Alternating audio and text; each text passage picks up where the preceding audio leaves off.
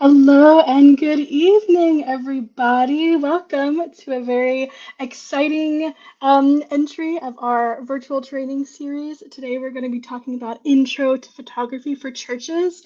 Really excited to see everybody here. I already see some familiar faces in the chat. Welcome back. Or if this is your first time joining us, welcome in, welcome in. We hope that you join us for many more in the future. You can also go and look at past ones on YouTube if this is your first time learning about our virtual trainings. I want to give a very special welcome to Xander Ordinola. He is going to be leading our training. Say hi, Xander. Look at him. Everybody. Xander is from the Kentucky-Tennessee Conference. Paola Mora, she is also joining us from Kentucky-Ten. This is a partnership with them, and the rest of my team at the Georgia-Cumberland Conference, Nathan Zinner and Cameron Reel are here as well. And so with that, let's kick it off. Let's get it started. There's going to be a Q&A at the end. So as you're watching the video, go ahead and put your questions in the chat and we'll answer them right after the video. Cool.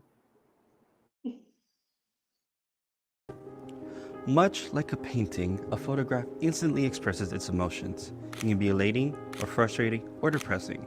It is immediately understood, and just as quickly, the viewer decides whether it is good or bad.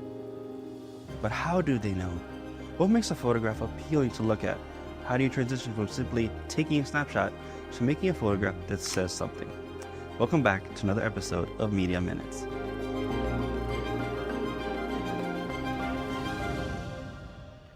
In today's time, we all have access to a phone with a camera, and we probably use it a lot, whether it be a simple selfie, a picture from a night out with friends, snapshots from your last hike, or maybe the highlights from a special event such as a graduation or a wedding. These photos are important and they are incredibly valuable. But what if you want to show off your church evening concert on social media, or promote an upcoming food series to bring in more people? This is where we can put in some basic photography principles to help elevate our photos. Simply put, exposure is the brightness or darkness of your image. Generally, a well-executed photo has a balanced exposure. But how do we achieve this? In a camera, there are three things to control your exposure: shutter speed, aperture, and ISO. These three tools come together to form the exposure triangle. Let's first look at shutter speed. This is the speed at which your camera takes a photo. A slow shutter speed will allow more time for light to come in, which will make your image brighter, while a faster shutter speed will make your image darker. Keep in mind as we go forward, there will be various trade-offs when changing one of these settings. For shutter speed, this means motion. When you shoot at a faster shutter speed, the movement freezes. Conversely, the slower your shutter speed, the blurrier it will get. Now, aperture refers to the opening and closing of the lens iris. Just like your eye, these blades allow more or less light to enter the camera. The larger the iris, the more light is allowed in, and the smaller the iris, the less light is allowed in. The effect of changing the setting is your depth of field. DOF refers to the blurriness of your background. Very shallow depth of field will have very little in focus, while a deep depth of field will have most, if not everything, in focus. ISO is the last setting that can affect your exposure. ISO refers to the camera's sensitivity to light. Unlike the others, this setting has a clear goal: keep it as low as possible. The higher your ISO, the more noise you'll introduce into your image, and typically, it's not a very desirable look. These three factors can help you take a well-exposed image, but when used creatively, they can help elevate your photos into something nobody has seen before. The rules of composition are simply guidelines meant to help us frame our subjects. While there's a lot of subjectivity in photography, there can be objective choices that we make to help create a more pleasing image. Probably one of the most well-known rules of composition is the rule of thirds. This is where a grid is overlaid on the image, and it asks that you place the subject at one of the four intersecting points. By placing your subject here, the arrangement looks intentional and pleasing. A similar composition is the golden ratio. This style asks for a similar placement of the subject, but often utilizes curves to draw in the viewer. Another is much more simple: centered. A centered composition is exactly how it sounds. The composition can be effective when used well, but can lead to uninteresting shots where the rule of thirds may be more favorable. Leading lines are an incredibly powerful tool in composition. When used strategically, they can help guide the viewer directly to the subject. In addition, photography, while a two-dimensional medium, captures a three-dimensional world. Depth and layers in a photograph can help accentuate these tools and provide a uniquely interesting image. Be sure to look for foreground, midground, and background. Placing your subject at any of these levels can deliver a different feeling to the image. Though there are several more guidelines to composition, much like the exposure triangle, these rules can be combined to create much more interesting, dynamic photographs. Lighting is one of the most important tools when it comes to photography. While lighting itself can be a huge topic, three simple principles can be used: brightness and darkness, warmer tones and cooler tones, and overall contrast. The first of these deals with brightness. Typically, the eye is drawn to the brightest areas of the image. The other, darker areas are seen much later. This can drastically affect your image. For example, if you're shooting a photo of someone in the mid-afternoon shade, the areas lit by the sun will be noticed first, and not your subject. The same applies to warmer and cooler colors in your image. The eye is drawn to the warmest tones within the image first. So, a photograph of a setting sun will most likely be the first thing a person sees, rather than the dim, cool trees down below. The last of these is contrast. Contrast simply refers to the difference in value of the bright parts of the image to the darker ones. A photograph with high contrast will have areas that are really bright and areas that are really dark, while a low contrast image will have these two values much closer together. Typically, a higher contrast image is more interesting. These basic lighting rules will help create more pleasing images that easily help draw the viewer to whatever you want them to see first. There's a lot we can talk about editing, but what we have to keep in mind is that editing is there to correct any mistakes that we made while shooting. For example, if you shot the image a little bit brighter than you wanted it, you can bring it down in post. Or if you want higher contrast, then you can accentuate it afterwards. It all depends on what you want to create.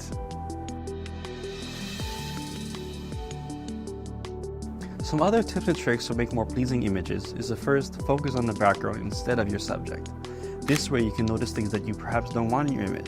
Simply see those things, adjust yourself accordingly, and then take the shot. Also, you are the first editor, even before you start editing. Find the story that is taking place. How do you tell that story? Try to get a variety of images from group shots to solo shots and even detail shots. These different types of angles can help tell the story from various perspectives. Photography can be tricky and there are a lot of things to think about, but that's where practice comes in. Learn these techniques and tips, but then forget them. In the moment, focus on the factors you can control. This way, you'll be ready for those moments you can't control, and your photograph will appear at the intersection of your technical skill and the subject's perfect moment.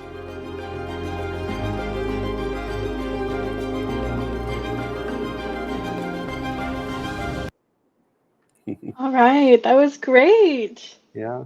So welcome back, Xander. In case you guys didn't know, or if you don't follow Xander on Instagram like I do, a lot of those photos that he used in that video, he actually took. So Xander's an incredible photographer. So we have a lot that we can learn from him. So with that, I'm going to kick off some questions. You ready? For sure, let's get started. Alrighty. So first question, what kinds of different photos should I capture when covering an event?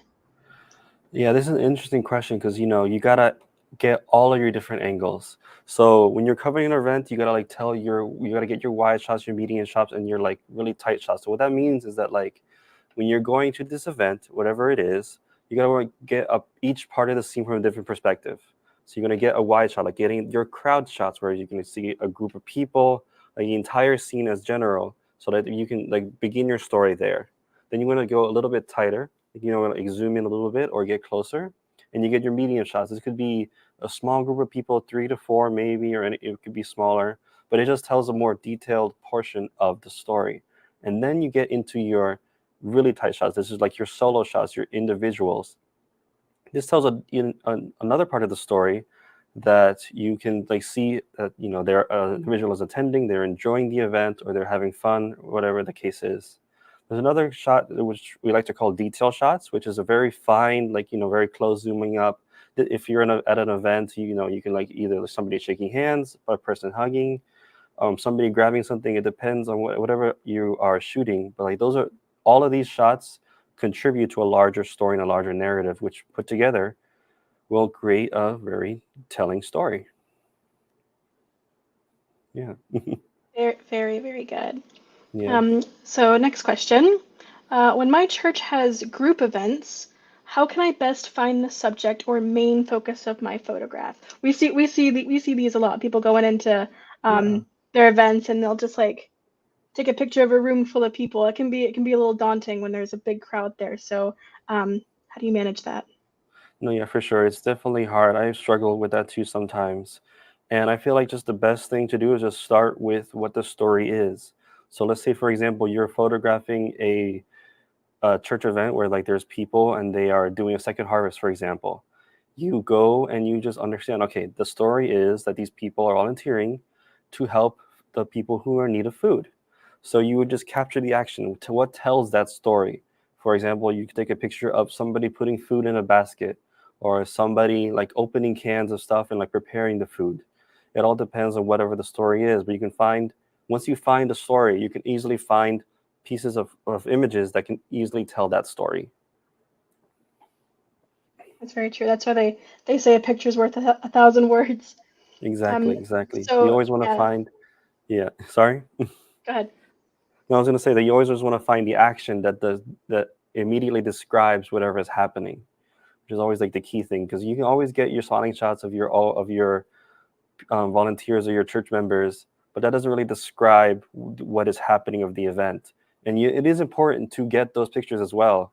But once you get those action shots that like describe the event itself, that's where you have your great images. Mhm. So the next Hmm. question actually, I think kind of goes along with that question as well. How Yeah. do you know what you're capturing is engaging or interesting? Yes. That's an interesting question because I feel like when you know what's interesting is just the human aspect. People like to see themselves, they like to see their friends, and they just like to see some sort of human aspect to your photography. So if you're going to a church event, you want to capture the people that are there. You want to capture those emotions and those like feelings that are happening in front of you. So when you go and like you see some kids laughing at like they're playing soccer or whatever, and you see them and you have your camera ready, you take those pictures, you see them happy and smiling in the moment, that's where you can like find a great picture. Very true, very Yeah. true. I know Hmm. sometimes the best photo can come out of these unexpected moments that you just happen to be in the right place at the right time. So, Exactly. Sometimes mhm. luck is involved, but you always just have to be ready for it. Like take your camera everywhere, like especially like when you add an event, like don't turn your camera off. Always have your eye like to with the viewfinder, and you will see that you'll take more pictures, and you'll probably take better ones too. Mhm. I know as Yeah, I practice my photography, I end up taking more and more at every event, it seems like. Um, yeah, so very similarly, so you're at an event. How can I take good photos with just my phone? yeah. You don't really need a full, expensive, grand camera. You can use your phone definitely. Just use like you in the video we talked about using some elements of composition. Those are things you like. You're framing your subject, and it's all about being intentional with your images. Take the extra few seconds. It is just like find the right angle. Get closer to your subject. That's a big one. Like when you're using your phone, you definitely shouldn't zoom in because the quality does go down a lot once you zoom in. So I'd recommend, getting up, getting closer, as close as you can, without distracting any other people. That's huge. That's like, at least for me personally, I don't like distracting the audience. I want them to enjoy whatever the event is. So as much as you can, get close without being like a disturbance to whatever is happening. And like I said, if you need to, that also applies to flash. Like if you want to use the flash on your camera because it's a little bit dark, use your best judgment. Some situations it might not be the best, otherwise other ones it might be just fine and nobody really cares. So just use your best judgment and just be intentional. That's the most important thing, Yeah, intentionality. exactly, Um, taking that time. Hmm. mhm. Very, very good. Um, Yeah. so, oh, this is a good question from Christina. How many photos should I take at an event? I want to showcase on our church's social media or in the tidings. Nice plug for the Yeah. tidings there. For the Southern Tidings, yes. If you want to like showcase your photos, I feel like especially on social media, let's focus on that for a second. Social media, I feel like a rough number would be around 10 pictures. Any more than that, and like you might not retain that same level of quality. Fewer than that, and you might not be telling the whole story. So you want to aim for something around 10. I feel like that's where Instagram caps it off. Facebook, I'm not too sure, but I know that they allow you to post more pictures. Um, I just feel like anywhere around 10, 8 to 10 can tell you the best story, and you'll be solid. Very cool. Yeah. So here's another good question. What features should I be looking for when purchasing a camera for my church? This is a big question. I feel like this is get asked a lot. What kind of camera should I buy? That is something that is very specific to the individual. Like if it depends on your budget, it depends on your preferences, and it depends on like what you're looking for in a camera. Some of the standard things that you're gonna find on most cameras is that it's gonna like most modern cameras at least, you're gonna want to look for a decent body, like, because the camera comes in two parts. You have the body and you have the lens. So they're going to be two different things that you're going to want to look for. And in most church scenarios, you're going to be in more darker situations. So I recommend a lens that has a wider aperture. It'll allow for more light to come in, so you don't have to boost your ISO. And as we learned in the video, ISO can lead to more grain and noise, which you probably don't want.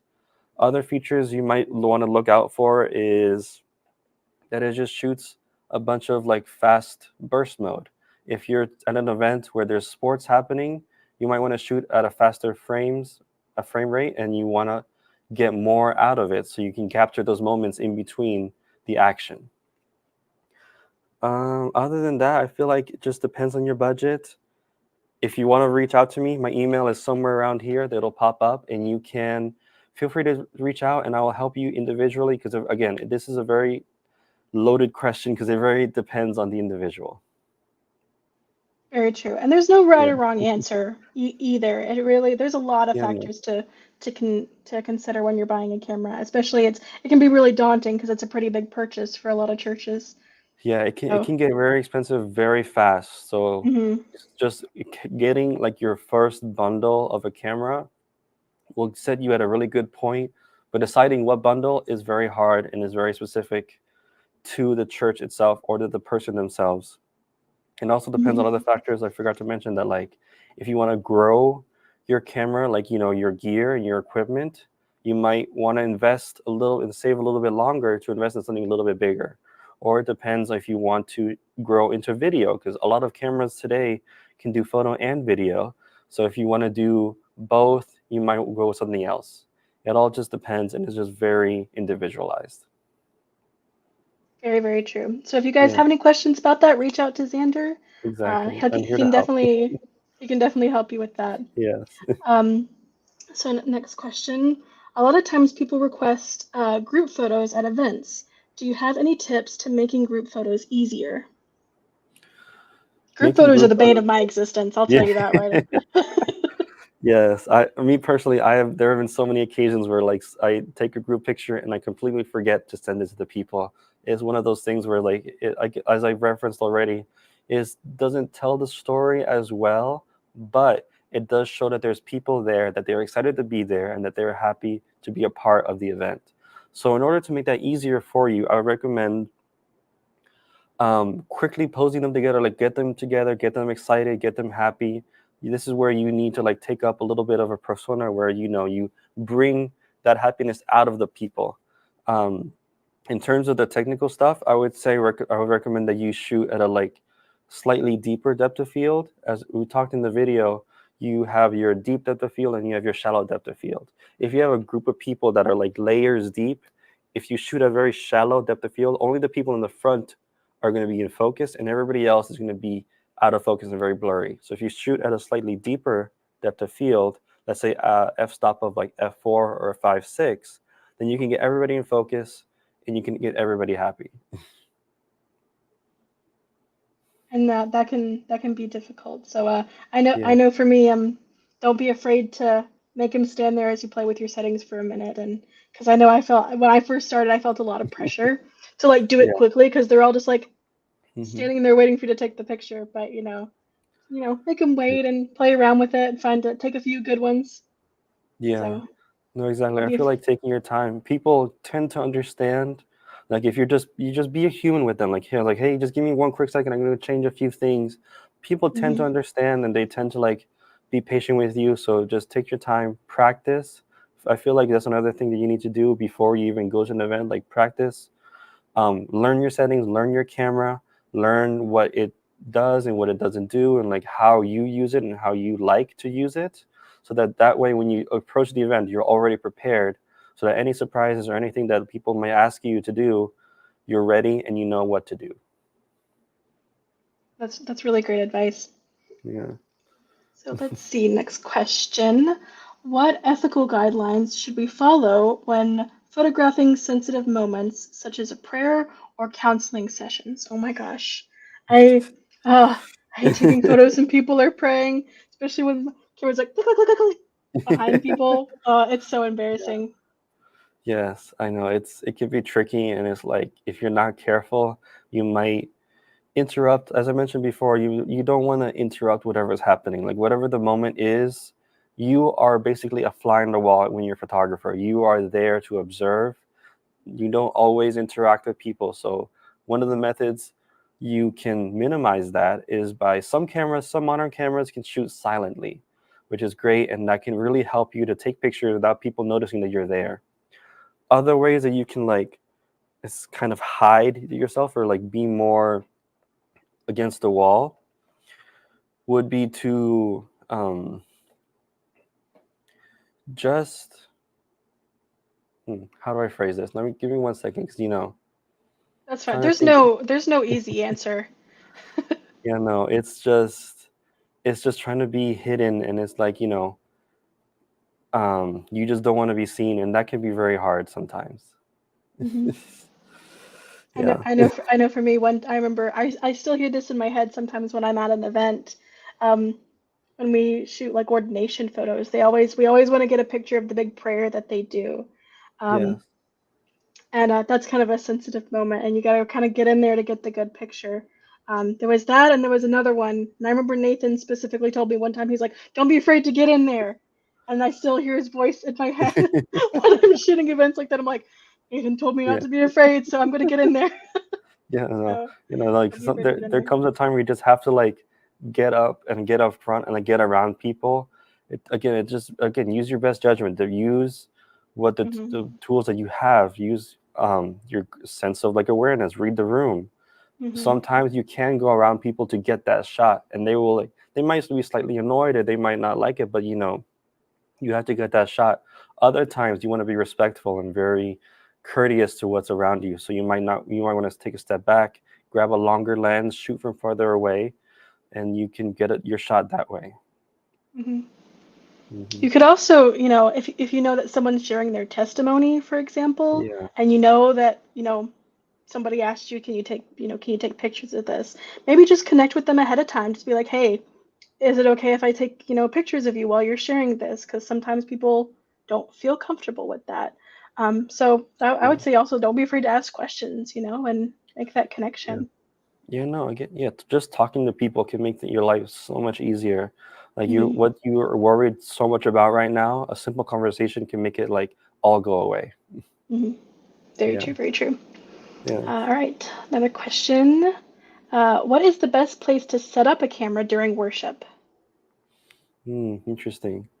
I would say you w- would want to like probably get in the middle. I don't know exactly what your church setup looks like or how your pews or chairs are set up, but something towards the middle, like maybe have some symmetry with whatever the background is. Another great option would be to have it towards the side. You can get a really nice profile of the person, whoever's speaking or whatever is happening. Um, Also, you got to look at your lighting. What angle is the person best lit? And if you have stage lights or if you have like natural light coming in, figuring out where to best angle yourself. And again, going back to like, not being a disturbance, you don't want to be probably in the front row, in front of people that try to listen. Try to be like maybe off to the side or like down the middle where you're not disturbing. Very good. Yeah. So this is another pretty big question. What Yeah. guidelines should we establish regarding consent for taking and sharing photos of members, especially children? Yes. Children can be tricky. I try to like most situations stay away from children in general, but there are events where that just happens. Typically, what we've done in the past is, put up a sign somewhere in the church or somewhere in the entryway where people can visibly see it saying, if you enter this space, you are signing that you are willing to be photographed, and any of those photographs can be used by the church in any way, shape, or form. Occasionally, we have people come up to us like, hey, I really don't want my child or this person being photographed. Can you just not photograph her? In that situation, we obviously do whatever they say because we want to respect their boundaries, whatever they are. And in that case, we won't photograph that person specifically. But in general, if there's an expectation of public, like, ness, then you can generally take photos in that situation. That's good. That's good. Hmm. Let's see. A lot of setting questions we got. What is a good way to find good lighting outside of setting up studio lights? Yes. An easy way, if you have more control over your photographs, try to find the right time of day. Shooting more towards the evening will probably give you better photos rather than like the harsh midday sun. However, you can always work around if your event is happening around noon or whatever time, then you can always work around it. So like try if your sun is way up in the sky, try to find wherever their shadow is and shoot with the sun behind them. This way you won't get the people squinting, looking into the light. It'll be very easy on them. Try to get your background to be dark. So this way, like the background behind them isn't more bright than your subject. And yeah. Very, very good. In fact, literally, you didn't see it, but Cameron had to come in here and fix the light that was coming from this window in front of me. So let me tell you, we all have lighting frustrations at times. It's very true. It happens all the time. It's very hard to like create your own lighting and to find good lighting just naturally. You gotta really practice looking at light, looking at how it interacts and where it is and all the colors and everything like that. Just to like again be prepared for when you have an event and you have something to shoot, that you are prepared to do whatever photographs you need to take in whatever conditions that exist. Very true. Hmm. Another lighting question. How do we Yeah. take good photos in low light situations like evening services or Yeah. dark sanctuaries? I know you've got some experience with that as well. Yes, it's can be very dark and it can be a little bit tricky. So one of the biggest things is that you just hold your camera steady. This way you can have a lower shutter speed so that you can bring more light into the camera. Obviously, you got to be wary because if you lower it too much, then your subjects might get blurry and you might not want that. The other thing you can do is get a lens with a wide aperture. This can like let a lot more light in, and you don't have to worry about subjects being blurry as much. If you need to raise your ISO, you can always do that. I'd be cautious depending on the camera model that you have or that you get. You might not want to raise it more than like 3200, 6400, or 12,000 because it might get too noisy to be usable. You can always get a tripod. That's another option as well, so you don't have to like hold it yourself. Because even if you're holding it, you can still get some shake and some motion blur, and you don't want that either. Again, going back to like being respectful, if you feel like the situation is okay, then you can probably bring another flash, an external flash or an on-camera flash, whatever you have at the moment, and you can use that. Again, being courteous with the event. If you feel like the event would not allow flash or not be kind to a flash popping off in the middle of the service, then maybe hold off on not using it. That could be kind of a delicate balance sometimes. Like you said in the video, all your settings are kind of a trade-off at times. So Exactly. just Yeah, practice, practice, practice. Um, exactly. let's see. We got a few more minutes. Let's start to wrap things up. Should we take a picture of people when they are looking at the camera, or try to take the picture of them naturally? Interesting. Yeah. So I guess like someone like versus like kind of in the moment sort of pictures. Yeah. Well, it depends because I feel like It depends on what the story is. I feel like if you're trying to capture the action of whatever the people are doing, then yeah, maybe not having them look at the camera. If they happen to notice you and you take the picture, I think that could also be a great interesting moment between the interaction of the subject and the photographer. That can lead to interesting pictures as well. If you are talking about pictures that you like go up to the person like, hey, can you smile for the camera real fast? Those can also serve your photography well. They can, help elevate and show that people are happy, people are enjoying the event. Because there's lots of times where you go to an event, people may not seem that they're happy, even though they are. So just quickly asking them, hey, can I take a group picture of you guys smiling? Most of the time, people are very happy to help you and take that picture. My personal preference is that you shoot whatever's happening naturally, because again, I feel like as a photographer you tend to be like a fly on the wall. You're there to observe and you're not there to interact, but all of these factors can come in to contribute a larger story. So feel free to shoot what you feel is best. Very true, very true. So Hmm. a couple more. We'll do a couple more quick ones. Okay, Um, for sure. this is a good one. Do you use every photo you take, or what percentage of photos do you actually publish? Yeah, I definitely do not use every picture I take. I'm not that great. Nobody is that great, let's be honest. Like, you need to take, if we're talking about percentage wise, if I take, if I'm at an event or something like that and I take 3, 4, 500, 600 pictures, I would say three are good. The percentage rate is typically very low, because you're always trying to find that angle.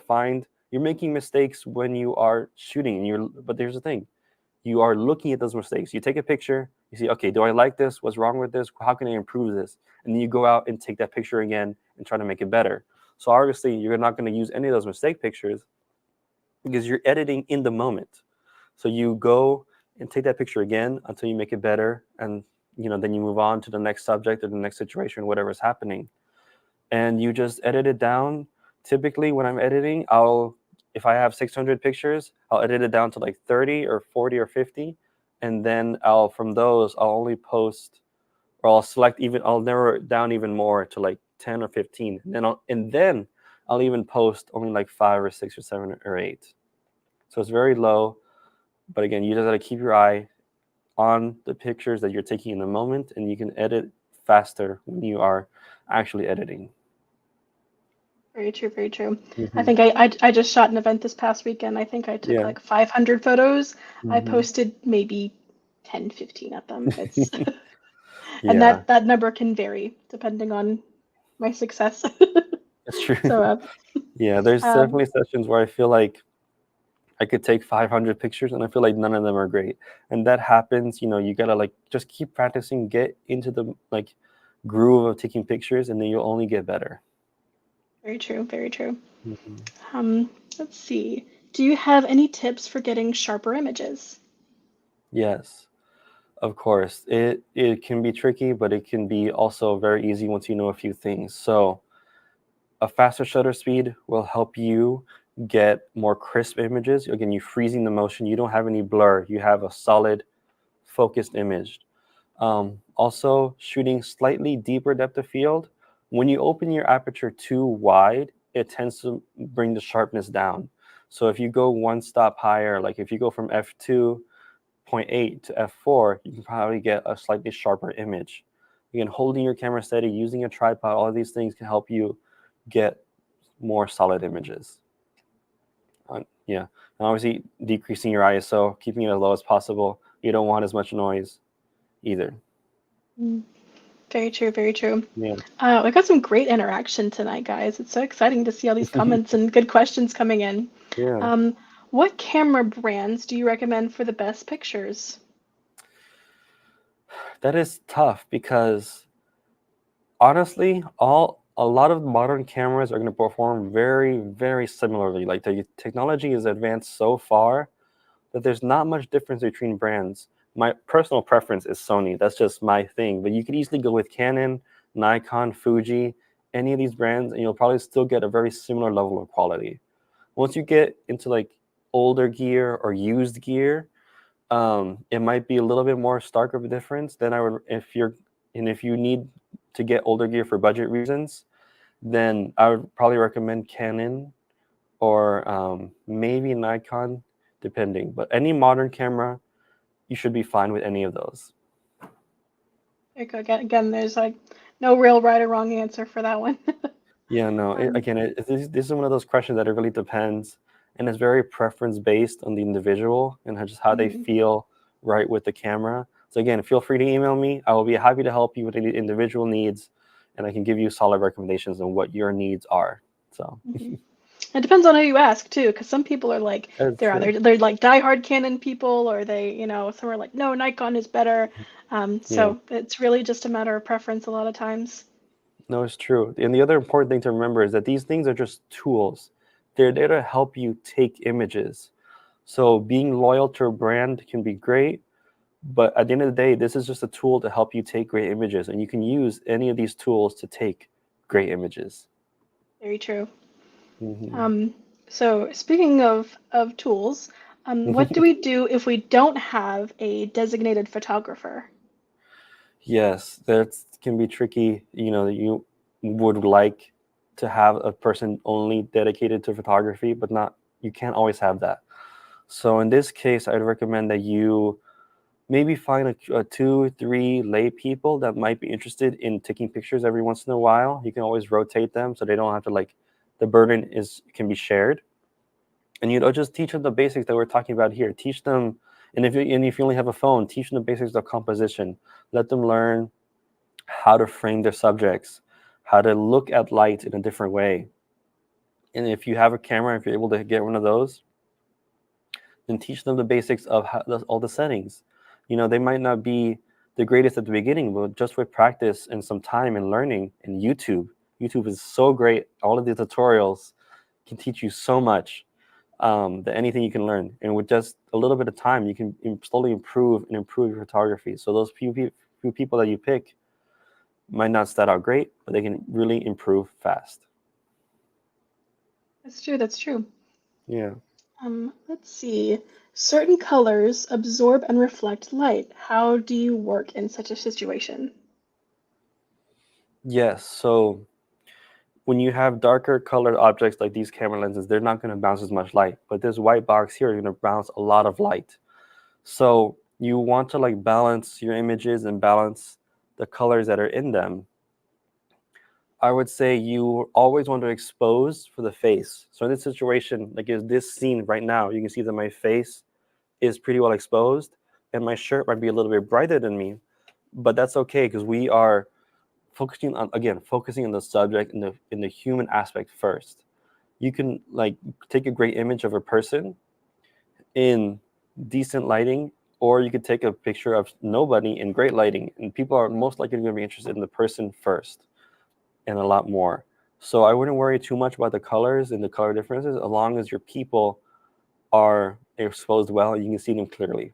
Later, you can focus on, and once you get more practice, you can worry about a little bit more. And as I said, you can edit in the moment. So if you see something, for example, if I had like a sunny background behind me, and you notice that like, oh, that's really bright, like so I can see my subject, but then the white background is super bright. You can adjust yourself, find a different angle, maybe somewhere where like it's not as bright, like there's trees and shade cover, and you're going to photograph your person that's really bright, and you can have a really dark background. You can have that separation, you have that focus of the subject, and it can be a really nice image. Very true, very true. Hmm. So I'm gonna do one more. Okay. What types of photos should we focus on for our church's social media and for our website? Yes. So for social media and for a website, you want to show people. I go back to the human aspect. People like seeing themselves, they like seeing their friends, they like seeing interactions, they like seeing the community, they like seeing what is happening around them. So if you want to show like people enjoying a food banquet, if you want to show people enjoying a sports event, whatever your thing is, whatever is happening, keep it updated, keep it like going fast and like cycling through, keeping everything up to date. People just want to see themselves and they'll be happy. So I think that's the best thing for your website or for your social media. Very cool, very cool.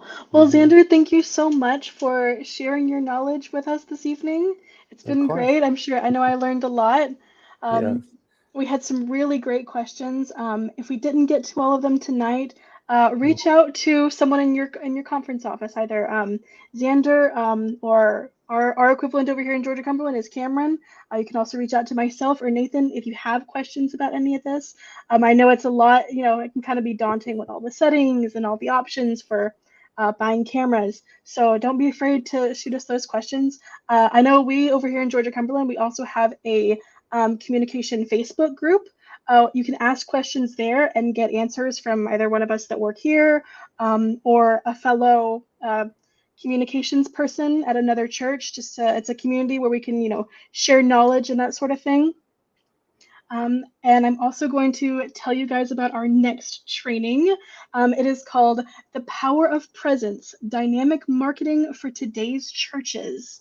It is going to be about how churches can increase their impact in their community, online through some various marketing techniques. And so we're going to go over some marketing techniques for churches and some best practices for that. That's going to be on October 24th.